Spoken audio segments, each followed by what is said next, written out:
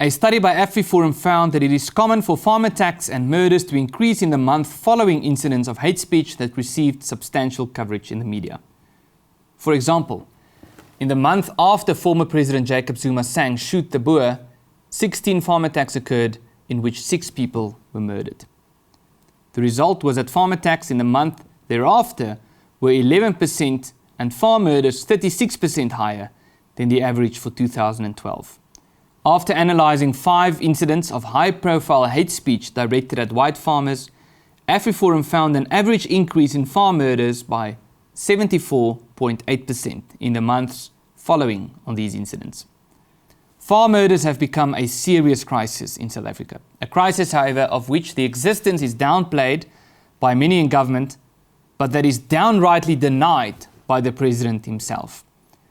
AfriForum, on the other hand, argues that farm murders are a unique phenomenon that deserves a focused counter-strategy by the South African government, for several reasons. For the purpose of this report, attention will only be given to the frequency and the brutality of these attacks. In terms of the unique frequency at which these attacks are happening, the statistics on farm attacks and murders are controversial, largely because conflicting statistics are released, even by the South African Police Service. According to the most credible numbers provided by the South African Police Service, however, there was an average of 680 farm attacks and 94 farm murders per year over a period of 21 years. This translates to 1.9 farm attacks per day and 1.8 farm murders per week. The unique levels of brutality inflicted upon the victims cannot be overstressed. Torturing typically includes excessive stabbing, strangling, severe beating, burning with fire, boiling water, hot irons or melted plastic, gouging out the eyes and raping. Unique methods of torture include dragging victims behind vehicles over dirt roads, torturing with electric drills, or forcing bleach or other poisonous liquids down the victims' throats.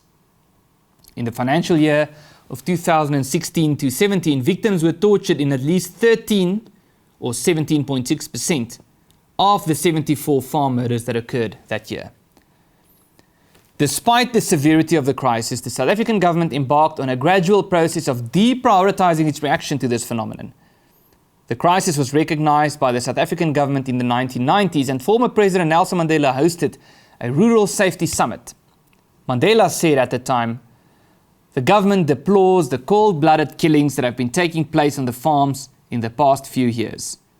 While killings on farms, like crime in general, have been a feature of South African life in general, the incidents of murder and assault in farming areas have increased dramatically in recent years."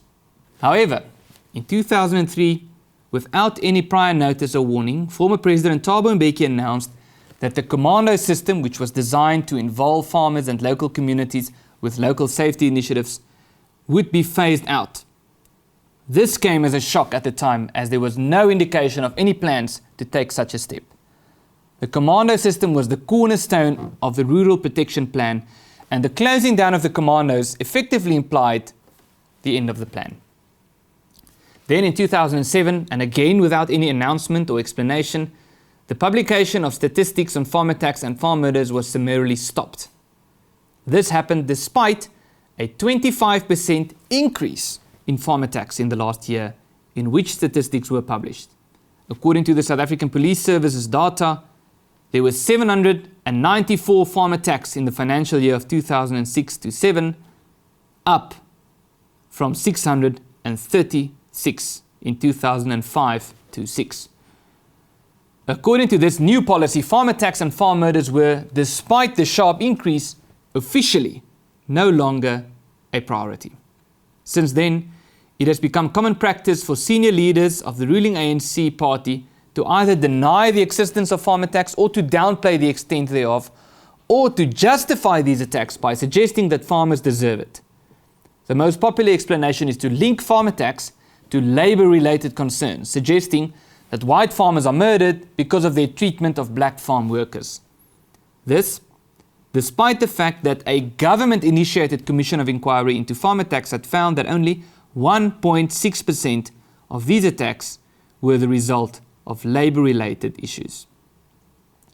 The sentiment was even expressed by senior officers at the Department of Land Affairs and the Department of Police, including the Minister of Police, among others. In 2014, for example, the Deputy Minister in the Presidency, Obed Bapela, re-emphasized, "We find that most of the issues of the killings are labor-related in many respects.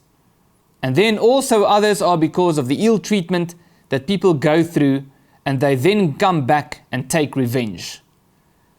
But there are obviously other patches where people just go in for the robbing to go and rob." The denial of the crisis of farm attacks culminated in President Cyril Ramaphosa proclaiming to the international media in 2018 that the crisis does not even exist. My name is Ernst, and this is your fact sheet.